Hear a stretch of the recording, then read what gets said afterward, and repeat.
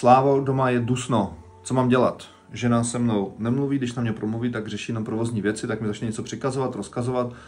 Když se jí něco zeptám, řekne mi nic není a vlastně furt se to dokola točí. A já jsem z toho úplně vyřízený. Napsal mi něco v podým duchu, nějaký borec. A já mu říkám, dusno jsou jenom nepojmenovaný, nevyřešený témata, kterým jsou mezi tebou a ženou. A vsadím se, že když žena takhle se chová, tak jsou nějaké věci, které nevidíš, nevnímáš, neslyšíš.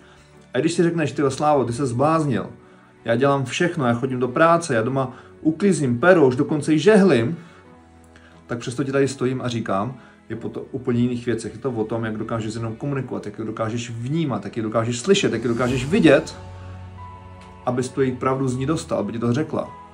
Zkus nad tím jenom zamyslet, když tak se přihláš do naší výzvy Táta, který má doma klid, abys to pochopil.